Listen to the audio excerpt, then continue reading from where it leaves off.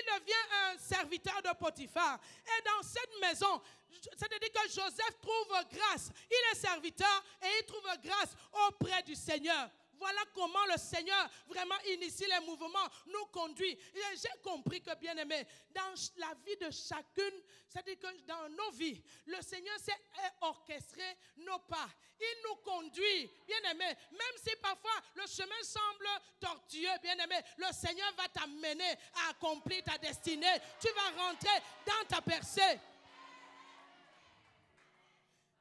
Si nous pouvons retracer de Genèse 37, nous sommes encore en Genèse 39. Là-bas dans Genèse 37, nous voyons comment Joseph fait le rêve. Il rêve comment est-ce que sa gerbe est élevée et les herbes des autres sont courbées. Bien aimé, c'est la grandeur. Et pendant donc ce parcours de 37 jusqu'à 39, regarde ce qu'il a vécu. Il a vécu la citerne, il a vécu la honte, il a vécu la mort, il a vécu l'ignominie. Mais le Seigneur est en train de l'amener afin qu'il puisse accomplir ce pourquoi Joseph est né. Et c'est pourquoi dans ta vie, quel que soit ce que tu traverses, bien-aimé, le Seigneur, parce que tu es son enfant, parce que tu l'as accepté, parce que tu te soumets à lui, il t'amènera à accomplir le but pour lequel il s'est fixé dans ta vie.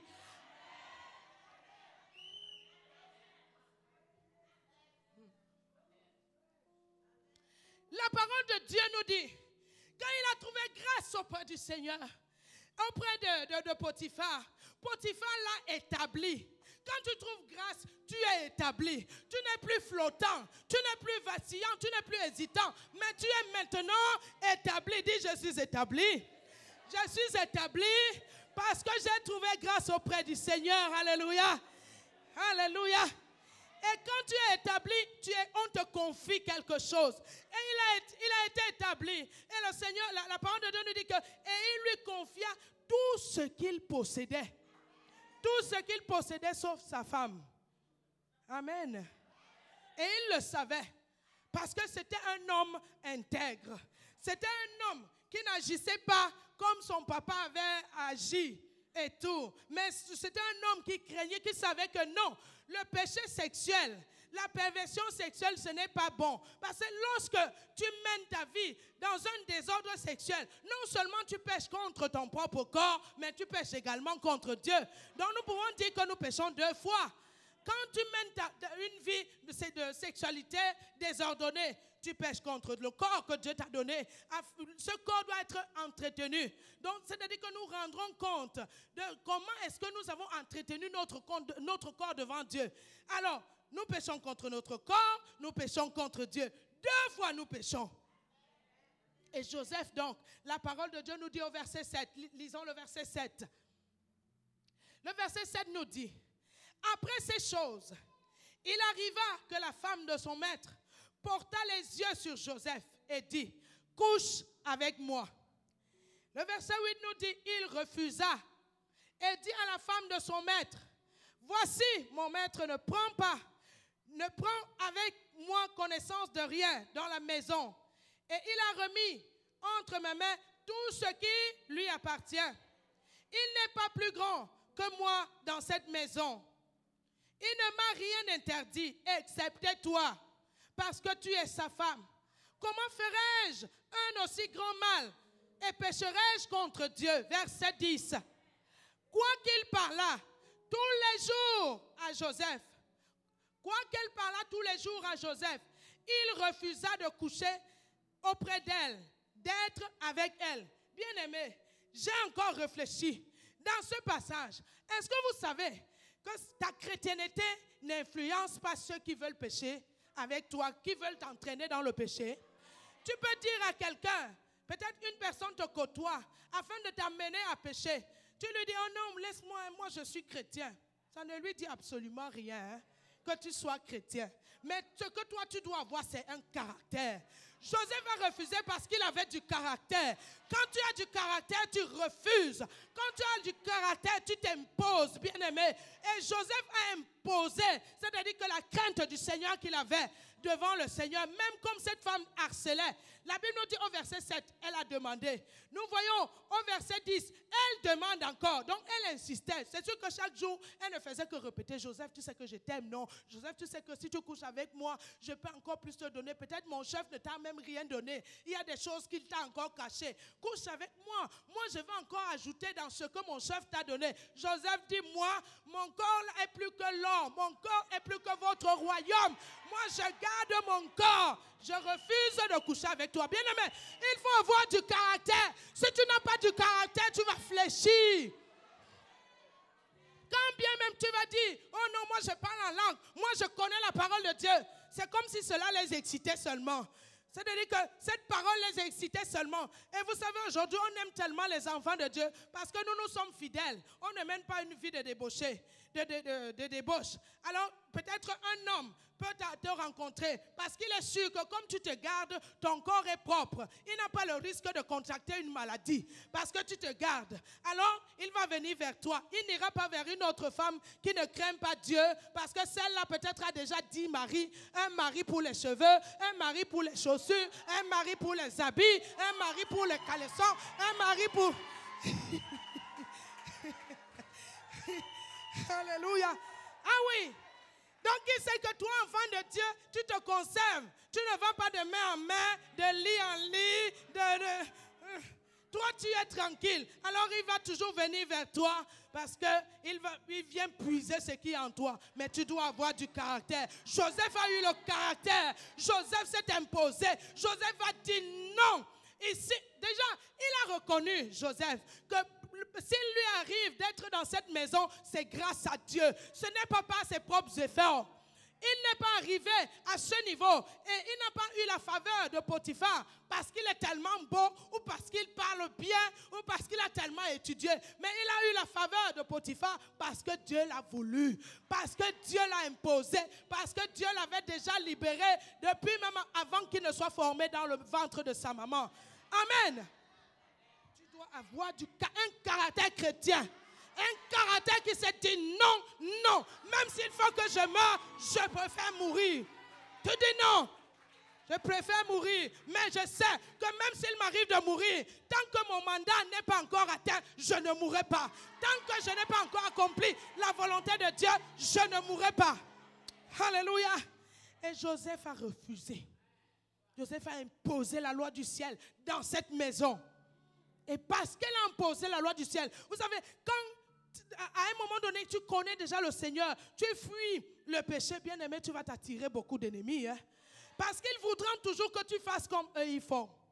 Et quand tu commences à dire, non, moi je suis différent maintenant, j'ai un esprit différent, je ne fais plus comme vous, je ne parle plus comme vous, je ne marche plus comme vous, bien-aimé.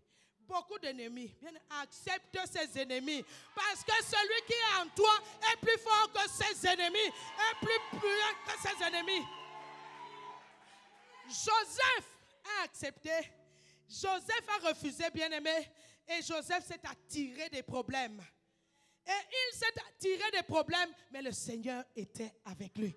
Les projecteurs de Dieu étaient avec lui. C'est-à-dire que les radars regardaient. Bien-aimé, vous savez que même si aujourd'hui mon mari n'est pas là, il ne peut pas voir ce que je fais. Mais il y a un œil qui me voit partout. C'est-à-dire que j'entre dans l'eau, l'œil me voit. Bien aimé, je me cache dans ma chambre, l'œil me voit. Partout où je suis dans mes toilettes, l'œil me voit. Et c'est comme ça que nous sommes. L'œil là te suit partout. Tu tournes, l'œil tourne. L'œil est là comme ça. C'est-à-dire que tu ne peux pas passer en dehors de cet œil. Et quand tu sais que cet œil est sur toi, bien aimé, mets-toi sur tes gardes. Mets-toi sur tes gardes. Et c'est ce que Joseph a fait. Il s'est attiré des problèmes. Merci. Alléluia.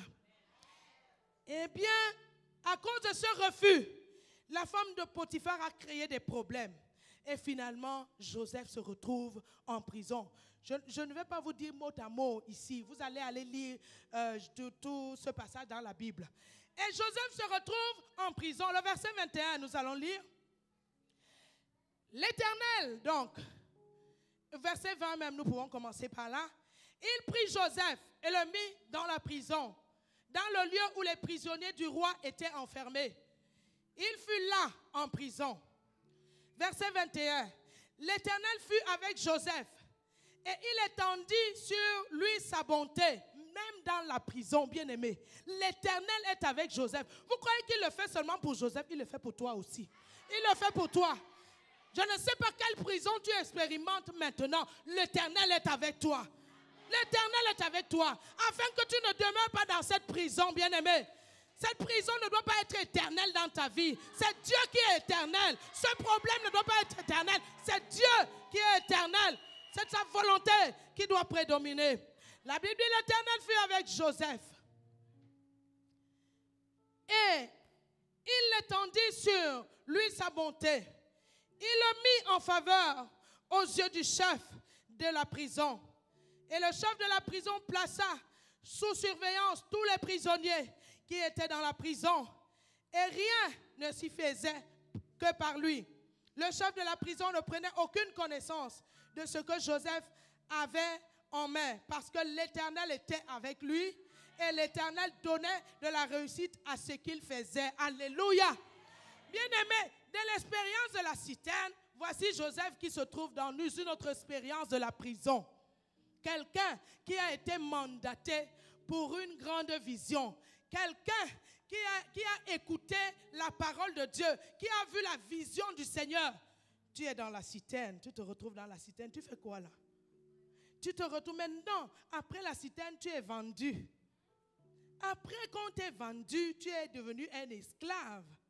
Après l'esclavagisme, tu rentres maintenant dans la prison. Tout ça c'est pour toi. Je ne sais pas ce que tu expérimentes en ce moment, bien-aimé.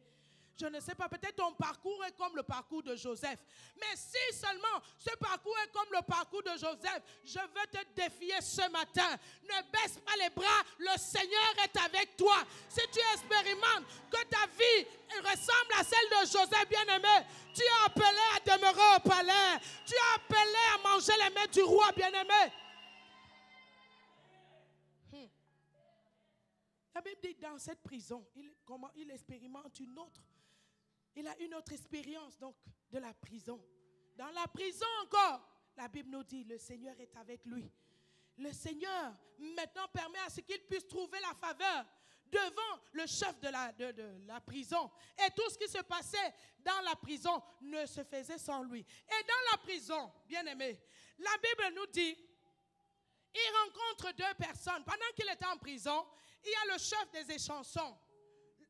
Oui, un échanson. Donc, et le panetier, qui en ce moment, lorsqu'ils ont péché contre le roi les envoie dans cette prison. Ils arrivent en prison. Pendant qu'ils sont dans cette prison, ils font des rêves. Ils rêvent. L'échanson fait le rêve, le panetier fait son rêve de l'autre côté. Mais pendant qu'ils ont fait ces rêves, ils n'ont pas d'explication. Maintenant, Joseph arrive. Le panetier explique le rêve à Joseph. Joseph lui donne, le panetier dit, raconte son rêve à Joseph et Joseph explique clairement son rêve. Vous voyez? Donc lorsque nous voyons le chapitre 40, à partir du verset 5, je vais vous le lire. La Bible dit, pendant une même nuit, l'échanson et le panetier du roi, qui étaient enfermés dans la maison, eurent tous deux songes, chacun le sien, pouvant recevoir une explication distincte. Joseph étant venu le matin vers eux, les regarda. Et voici, ils étaient tristes. Alors il questionna les officiers de Pharaon, qui étaient avec lui dans la prison de son maître. Et il leur dit, pourquoi avez-vous mauvais visage aujourd'hui? Ils lui répondirent, nous avons eu un songe. Il n'y a personne pour nous l'expliquer. Joseph leur dit, n'est-ce pas à Dieu qu'appartiennent les explications? Racontez-moi donc votre songe. Le chef des échansons raconta un songe à Joseph et lui dit dans son songe. Donc, il a raconté tout le songe. Et je ne vais pas vous lire tout le songe, vous allez continuer à lire. Nous allons au verset 12. Joseph lui dit, voici l'explication. Les 3 serments sont 3 jours. Encore 3 jours et Pharaon te relèvera ta tête et te rétablira dans ta charge. Alléluia. Et la parole de Dieu nous dit que ce que Joseph avait donné comme explication se réalisa.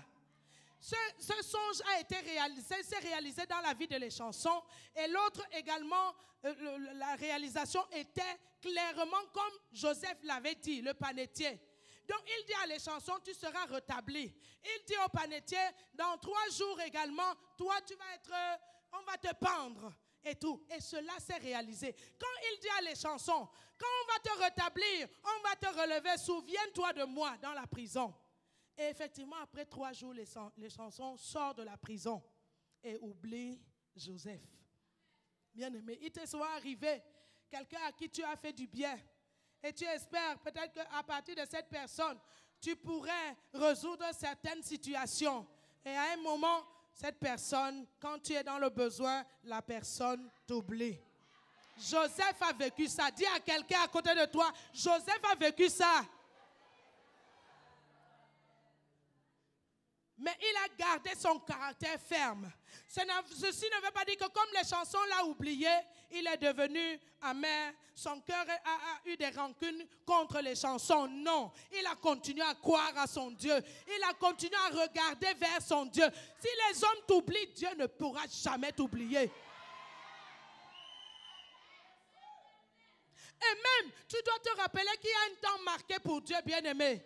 Cette personne même qui t'oublie, autant marqué, le Seigneur pourrait revenir vers cette même personne afin de lui rappeler, souviens-toi de la personne qui t'avait fait du bien. Et c'est ce que Dieu a fait pour les chansons. Dieu avait initié donc un mouvement maintenant pour que les chansons puissent se rappeler de Joseph. Nous voyons au verset 41, au chapitre 41. Nous sommes au chapitre 41. La parole de Dieu nous dit, au bout de 2 ans, je crois que l'heure là, ça file. Hein? Oh mon Dieu. Vous allez m'accorder un peu, quelques minutes. Merci beaucoup. Merci. La Bible nous dit, au bout de 2 ans, Pharaon eut un songe. Voici, il se tenait près du fleuve. Je ne vais pas vous dire tout le songe. Donc Pharaon a eu le songe. Pharaon veut l'explication du songe. Pharaon appelle tous les magiciens afin que ces magiciens lui donnent l'explication. La parole de Dieu nous dit que les magiciens ne peuvent pas donner l'explication au Pharaon. Le Pharaon est agité. Le Pharaon est en colère. La Bible nous dit au verset 9. Genèse 41, verset 9. La parole de Dieu nous dit, alors, le chef des échansons prit la parole et dit à Pharaon, je vais rappeler aujourd'hui le souvenir de ma faute. Bien-aimé, il y a un aujourd'hui pour toi. Il y a un aujourd'hui pour toi, bien-aimé. Il y a un aujourd'hui pour chacun de nous. Oh Seigneur, il dit, je vais aujourd'hui même, pas demain, me rappeler le souvenir de ma faute. Pharaon s'était irrité contre les serviteurs et il m'avait fait mettre en prison. Dans la maison du chef des gardes, moi et le chef des panetiers, nous eûmes l'un et l'autre un songe dans une même nuit.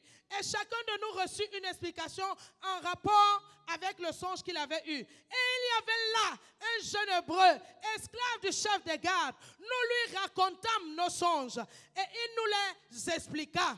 Les choses sont arrivées selon l'explication qu'il nous avait donnée. Pharaon me rétablit dans ma charge et il fit pendre le chef des panetiers. Alors Pharaon fit appeler Joseph et on le sortit en hâte de la prison. Il se rasa, changea de vêtements et se rendit vers Pharaon. Alléluia! Bien-aimé, quand le Seigneur se souvient de toi, bien-aimé, on se presse même de venir te chercher. Bien-aimé, il y a une délégation qui est déjà en train d'être apprêtée pour toi. Ne t'inquiète pas, bien-aimé. Ne t'inquiète pas de ce que cette situation est là. Il y a une délégation que le Seigneur est en train de préparer. Il est en train de leur dire comment est-ce qu'on doit te traiter dans les jours qui arrivent. Hey! Joseph ne pouvait pas savoir que ce jour était le jour de sa libération. Et c'est pourquoi tu dois savoir chaque jour, c'est-à-dire que tu le vis comme le jour de ta libération. Parce que le Seigneur est toujours en train, lui-même il l'a dit, il est en train d'apprêter des choses pour nous. Et autant marqué, il suffit seulement qu'il appuie son bouton, clac, ton nom apparaît. Et quand ton nom apparaît, bien-aimé, tout de suite on vient te chercher. Bien-aimé. La grâce, que quelqu'un dise à Dieu, la grâce. La grâce. Alléluia. Non, Donc je me suis dit, on ne peut pas conclure cette semaine sans passer par le maître de la grâce, Joseph. Il est vraiment celui. C'est-à-dire qu'il a vécu cette grâce. Que quelqu'un dise aujourd'hui, Seigneur, la grâce qui était sur Joseph, je veux la vivre, Seigneur. Cette faveur. Oh. Partout, Joseph est favorisé. Il a cette grâce. Les hommes, il reçoit la grâce des hommes, il reçoit la grâce de Dieu, il reçoit la grâce partout où il passe. Et c'est sa saison que nous sommes appelés à vivre en ce moment, bien-aimé. Tu es appelé à vivre ces saisons. Partout où tu passes, dans ton lieu de service, la grâce. Hier, on t'a rejeté. Aujourd'hui, la situation change. Hier, on a voulu te rabaisser. Aujourd'hui, bien-aimé, c'est toi qui es élevé. Hier, on disait tu ne parlais pas bien. Aujourd'hui, quand il faut quelqu'un pour parler, c'est toi qu'on vient chercher. C'est toi qui dois intervenir. La grâce doit parler. Et elle va parler dans le nom de Jésus. Bien-aimé, c'est ainsi qu'on vient donc chercher Joseph. Et Joseph arrive. Et Joseph donc donne l'explication du songe au roi. Et Joseph, à partir de cette explication, bien-aimé, Joseph est élevé. Joseph devient la deuxième personnalité de Pharaon. Bien-aimé, vous voyez les étapes par lesquelles Joseph est passé. Bien-aimé, ne sois pas pressé. C'est pourquoi chaque jour, quand tu le vis, tu poses-toi la question, mais avec tous ces problèmes que je traverse, mais pourquoi même je vis? Il y a des gens qui n'ont même pas les problèmes que tu as, qui sont maintenant dans la dépression, qui sont maintenant à l'hôpital, qui sont maintenant couchés à la morgue, qui sont maintenant avec les seringues partout dans le corps. Mais toi, tu es là, tu es quand même libre, tu peux secouer tes pieds. Bien-aimé, avec tous ces problèmes, la grâce est là. La grâce est là. Tu regardes vers le Seigneur, le Dieu qui a permis que tu sois sur cette terre, le Dieu qui a permis que chaque jour tu aies le souffle de vie et tu continues à regarder. Tu te dis, comme je l'ai dit tout à l'heure, quand tout ça arrive, essuie-toi. Ah, problème. Tu commences seulement, tu me suis de tout cela. Bien-aimé, que cela ne te retienne pas, ne focalise pas tes yeux. Essuie-toi. Non, je crois que nous devons encore nous essuyer ce matin. Allez, si ça a arrêté, si c'est pas le pied que ça tient, essuie le pied. Si c'est pas la main, tu essuies la main. Et là, si c'est la tête, tu essuies la tête. Et tu continues, bien-aimé. Ne permets pas qu'un problème puisse ralentir ton élan avec Dieu. Puisse ternir ton amour avec le Seigneur. Non, aucune circonstance. Parce que je sais que je vis pour Dieu. Je suis né parce que Dieu a voulu que je naisse. Je vois parce que Dieu le veut. Et je sais que mes lendemains sont assurés. Je sais que mes meilleurs jours sont à venir. Alors je ne désespère pas. Amen, amen. Alléluia. Sois béni, mon fils. Les meilleurs jours sont à venir. Amen. Bien-aimé, Joseph donc est établi. La deuxième personnalité du pays. Joseph gère tout. Le Seigneur lui donne la sagesse. Les hommes l'apprécient. Comme en ce moment, quelqu'un est en train de t'apprécier quelque part. Les hommes l'apprécient. Et on l'apprécie. On apprécie Joseph. Quand il y a une situation, on appelle Joseph. Quand il y a un cas à résoudre, on appelle Joseph. Bien-aimé, on va commencer à t'appeler. Quand quelqu'un aura besoin d'un conseil, c'est toi qui es qualifié. Pour donner le conseil. Hier, on ne considérait pas, mais à cause de la grâce dans ta vie, bien-aimé, c'est toi qui es qualifié. On va t'appeler, on va dire, mais non, on a déjà cherché partout. On a déjà cherché les solutions à gauche, à droite. Mais nous voyons que c'est toi qui dois nous donner ce conseil. Et effectivement, tu as ce conseil, bien-aimé. Tu as ce conseil parce que le conseil ne te vient pas de ce que tu as appris à l'école. Le conseil ne te vient pas de l'argent que tu as. Le conseil ne te vient pas de la beauté, mais le conseil te vient de l'Esprit de Dieu. Alléluia. Le conseil te vient de l'Esprit de Dieu. Bien-aimé, c'est pourquoi j'aime Romains 8, le verset 28. Il dit, au reste, nous savons que toutes choses concourent au bien-être de ceux qui aiment Dieu. Alléluia. Il dit au reste, nous savons. Il dit bien, nous savons. C'est-à-dire que ce savoir ne nous vient pas du monde. Ce savoir n'est pas le savoir des mathématiciens ou le savoir des scientifiques. Ce savoir, c'est le savoir de Dieu, de l'Esprit de Dieu. Alors nous le savons, toute chose concourt au bien-être de ceux qui aiment Dieu. Toute situation concourt à ton bien, bien-aimé. Toute situation, toute circonstance.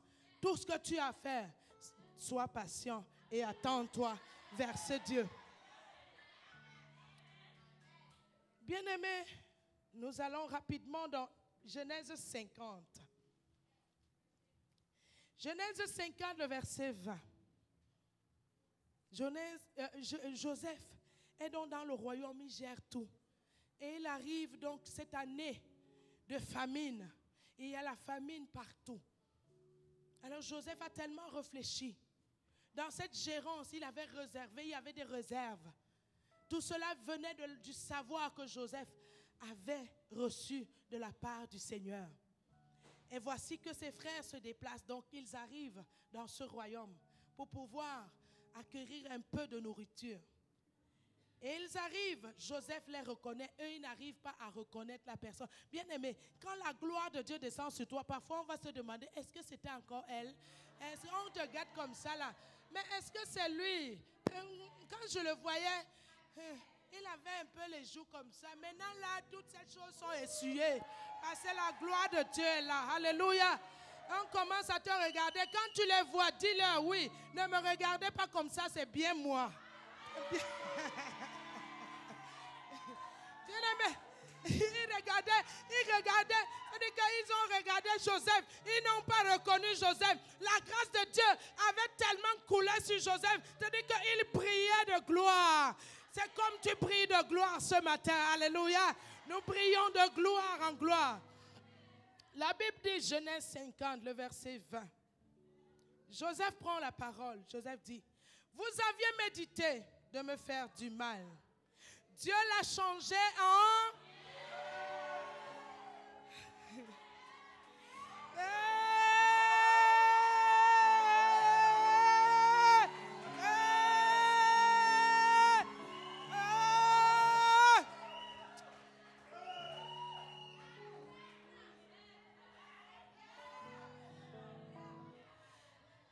Et vous aviez médité de me faire du mal, de me tuer, de me détruire, de m'exterminer, de me finir complètement pour qu'on ne parle plus de moi. Mais j'ai un Dieu. J'ai un Dieu. J'ai un Dieu qui ne change pas, mais qui est capable de changer vos méditations. Qui est capable de changer vos conspirations. Selon son plan que lui-même a arrêté dans ma vie. Bien-aimé, c'est pourquoi lorsque tu connais même si les méditations des hommes parvenaient à tes oreilles, essuie-toi, essuie. Tu essuies les méditations, tu essuies les conspirations des hommes dans ta vie. Parce que tu sais, quel que soit le degré de leur méditation, quel que soit le nombre de leurs conspirations, il y a un Dieu capable de changer cela en bien. Alors, pourquoi avoir donc des ennemis?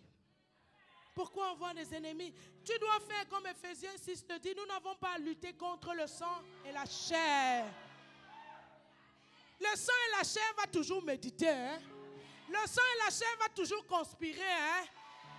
Et surtout quand tu es loin de Dieu, tu te sépares du péché que le Seigneur